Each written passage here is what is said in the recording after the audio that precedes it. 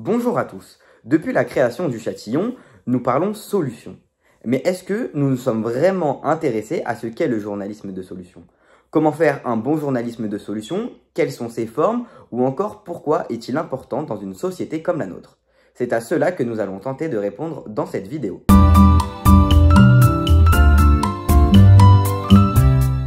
Aujourd'hui, une grande partie de l'actualité médiatique repose sur la description des problèmes. Crise économique, urgence climatique, tension sociale ou violence. Cette couverture est essentielle. Elle permet d'alerter, d'informer et de rendre compte de la réalité. Mais elle présente aussi une limite. À force de ne voir que ce qui va mal, on peut finir par croire que rien ne va, que les problèmes sont insurmontables et que personne n'y apporte de réponse. C'est précisément là qu'intervient le journalisme de solution. Le journalisme de solution est une démarche rigoureuse qui repose sur les mêmes standards que le journalisme traditionnel. Enquête, vérification des faits, contextualisation.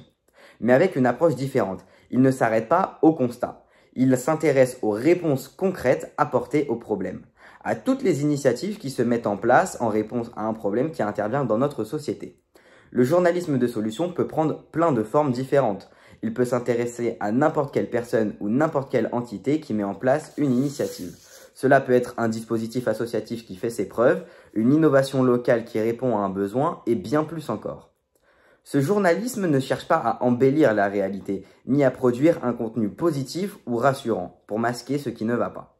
Il n'est pas non plus là pour servir d'outil de communication ou de publicité. Le journaliste n'est pas un publicitaire et doit faire attention à ne pas être utilisé par une personne qui souhaiterait mettre en avant son commerce ou son association. Il est toujours bon de conserver son esprit critique. Le journalisme de solution cherche à comprendre ce qui marche, pour qui, dans quelles conditions et avec quelles limites, mais toujours en reposant sur des faits et de l'investigation. Pourquoi est-ce important aujourd'hui ? Parce que les citoyens ont besoin d'une information complète, de savoir comment ils peuvent s'engager en faveur de causes qui leur tiennent à cœur, ou sinon simplement quelles initiatives sont mises en place pour contrer tous les problèmes qu'ils entendent dans les médias. Être informé, ce n'est pas seulement connaître le dysfonctionnement, c'est aussi connaître toutes les solutions possibles.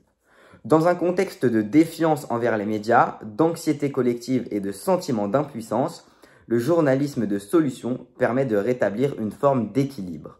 Il ne remplace pas le journalisme d'investigation ou d'actualité, il le complète. Il élargit le champ du réel et redonne des outils pour agir. Plus encore, il stimule la réflexion, le débat et parfois donc l'action. En montrant que des alternatives existent, il peut inspirer, adapter ou faire naître de nouveaux projets ailleurs. De nombreux médias à travers le monde ont déjà intégré cette approche à leur ligne éditoriale. Libération avec le Libé des solutions, Reporter d'espoir, Le Monde avec la rubrique Plan B ou encore le New York Times avec la chronique Fixeuse. Les retours sont clairs. Les lecteurs s'engagent davantage, comprennent mieux les enjeux et font plus confiance au contenu qu'ils consultent.